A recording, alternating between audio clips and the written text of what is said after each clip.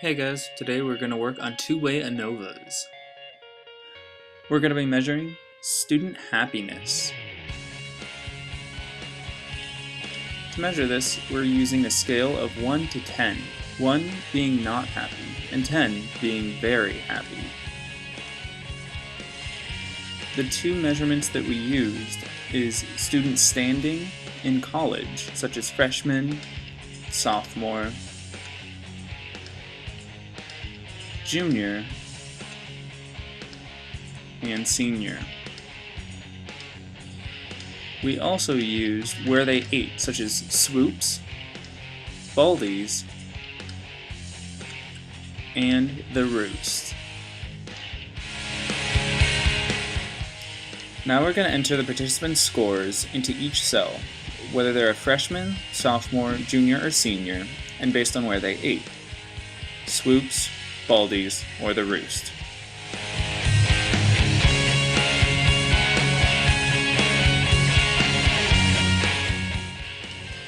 If any time throughout this video we move in too fast, or things aren't making sense, remember you can always pause and rewind.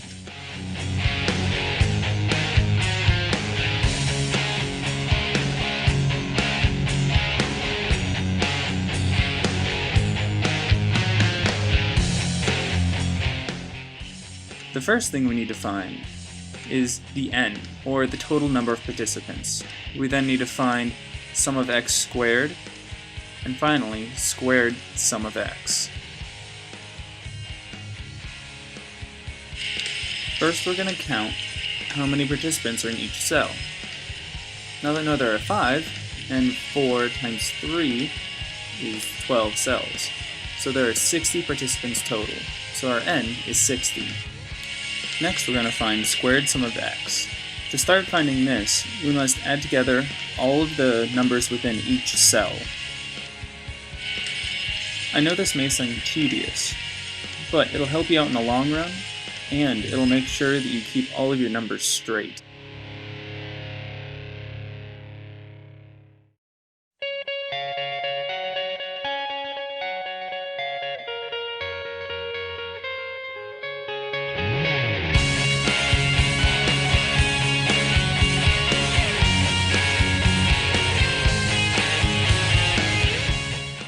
We're now going to start adding the numbers down each column. The columns are factor A. Factor A is the student standing, such as freshman, sophomore, junior, and senior.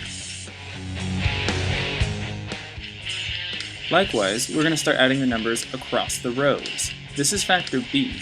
The factor B is where they choose to eat, whether it's swoops, baldies, or the roost. Now that we have all these numbers, we're going to add all of factor B together. This will give us sum of x. Now if we square that, we'll get squared sum of x.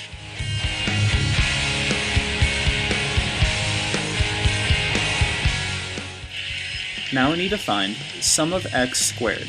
To find this, we're going to square each number within each cell and add them together.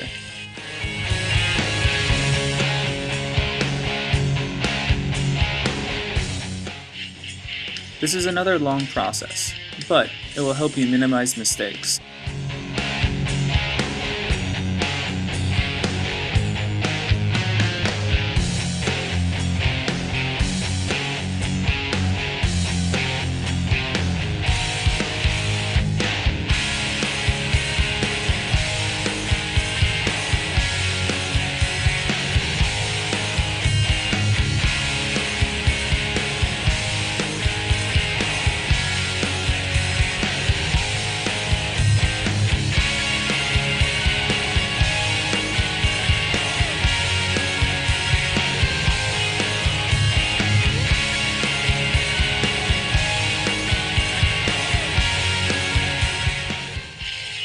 Once we have all the numbers, we add them all together, and we'll get 1,999. Now we're going to find sum of squares. For factor A, factor B, between groups, interaction, within, and total. To find sum of squares total, we take our squared sum of x minus sum of x squared and divide it by n.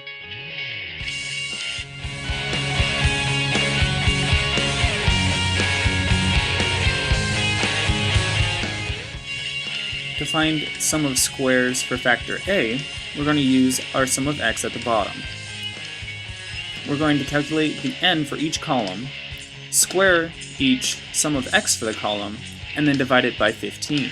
Add them all together, and then subtract that by our sum of x squared divided by n. To find sum of squares for factor b, we're going to use each row. We're going to find the number of participants in each row, which happens to be 20, square each sum of x for each row, and then divide it by 20. Add them all together, and then subtract it from our sum of x squared divided by n.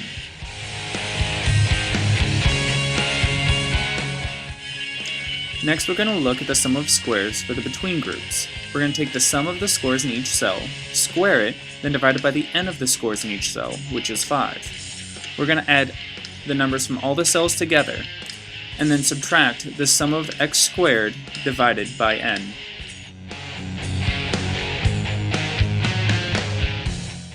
Next, to find sum of squares of the interaction, we take sum of squared between minus our sum of squared for factor A minus sum of squared for factor B.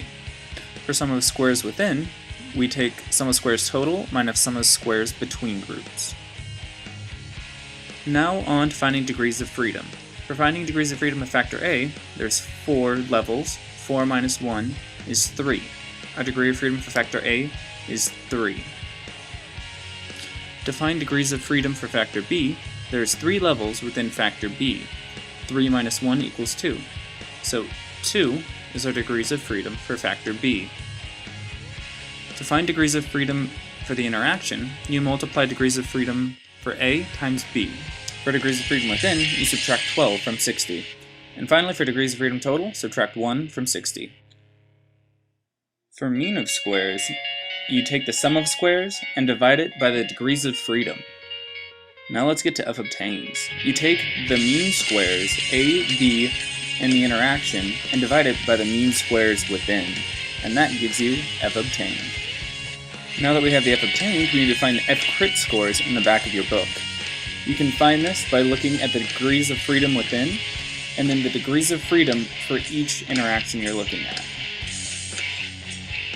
Now you can see that f obtained for A and f obtained for B are both larger than the f crit scores. That means they're significant.